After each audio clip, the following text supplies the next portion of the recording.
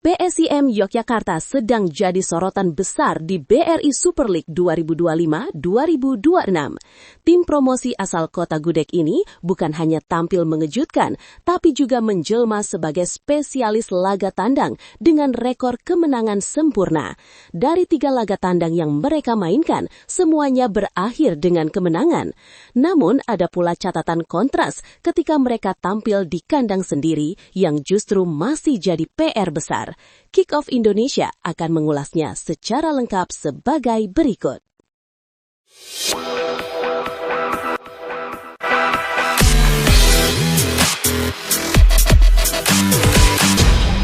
PSIM Yogyakarta kembali membuktikan diri sebagai kuda hitam di awal musim BRI Super League 2025-2026.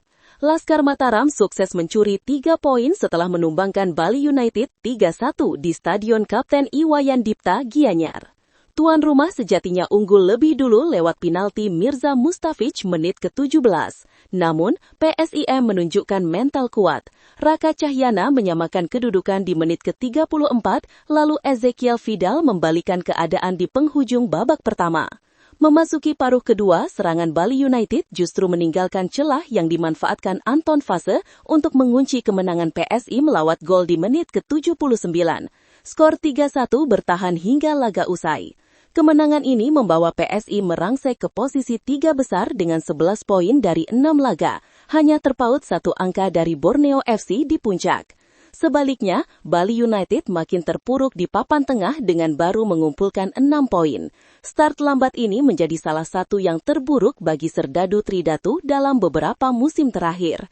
Pelatih PSIM Jan-Paul van Gastel mengaku puas dengan performa anak asuhnya. Menurutnya, strategi kontra-pressing menjadi kunci kemenangan. PSI mampu memanfaatkan celah besar di lini belakang Bali United yang sering naik terlalu tinggi.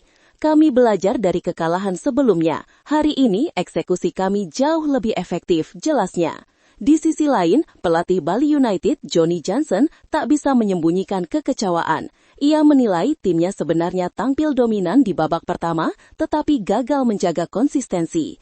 Hal serupa diungkapkan bek Bali United, Kadek Arel, yang menilai hasil ini jauh dari harapan dan akan menjadi bahan evaluasi. Dengan hasil ini, PSIM semakin percaya diri menghadapi PSM Makassar pekan depan, sementara Bali United harus segera berbenah jelang duel kontra Semin Padang.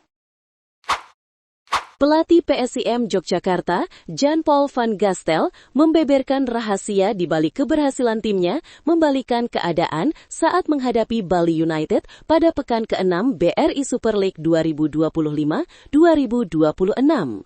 Sulit menunjuk satu faktor utama, tapi saya rasa kunci kemenangan kami ada pada cara bertahan yang disiplin dan kemampuan mengendalikan bola, ujar Van Gastel.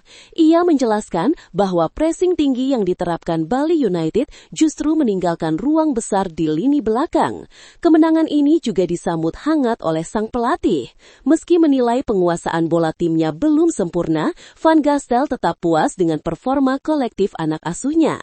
Kami bisa saja mencetak lebih banyak gol, tapi secara keseluruhan saya bangga dengan penampilan mereka, ujar Van Gastel.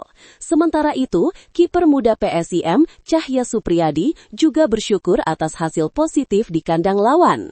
Menurutnya, laga berjalan cukup berat karena mereka sempat tertinggal lebih dulu. Puji syukur, kami bisa membalikan keadaan. Saya apresiasi kerja keras semua pemain dan semoga ke depan kami bisa lebih konsisten, kata penjaga gawang Timnas U23 itu. Van Gastel juga menegaskan kemenangan atas Bali United menjadi bukti perkembangan tim setelah belajar banyak dari kekalahan sebelumnya kontra Borneo FC.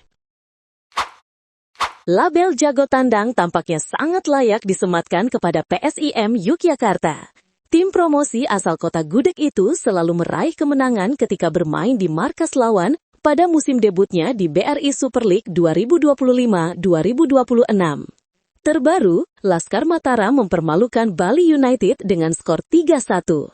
Sebelumnya, PSIM juga sukses menaklukkan Persebaya Surabaya 1-0 di Gelora Bung Tomo, dan membungkam Malut United 2-0 di Gelora Kieraha. Namun, tren positif itu kontras dengan penampilan di kandang sendiri. Bermain di Stadion Sultan Agung Bantul, PSIM hanya mampu meraih 2 poin dari 3 laga. Kondisi lapangan disebut menjadi salah satu faktor utama. Rumput yang tidak rata membuat strategi umpan pendek sulit dijalankan. Berbeda dengan lapangan tandang yang lebih mendukung gaya main mereka. Di SSA, PSIM hanya imbang 1-1 melawan Arema FC dan Persib Bandung, serta kalah 1-3 dari Borneo FC. Kini, PSIM menempati peringkat ketiga klasemen sementara dengan koleksi 11 poin, mencetak 9 gol dan kebobolan 6 kali. Pelatih Jan-Paul van Gastel menegaskan bahwa target tim tetap konsisten, yakni menang di setiap laga. Kesuksesan PSIM juga tak lepas dari kontribusi pemain asing. Duet Yusaku Yamadela dan Franco Ramos jadi tembok kokoh di lini belakang, sementara lini serang diwarnai kontribusi Ezekiel Vidal yang sudah mengoleksi 2 gol dan 2 assist, Anton Fase 2 gol, Sel Valente 1 gol 1 assist, hingga Nermin Haljeta 1 gol 3 assist. Dengan sederet hasil tandang impresif, PSIM Yogyakarta kini bukan sekadar tim promosi, melainkan ancaman nyata di papan atas Super League.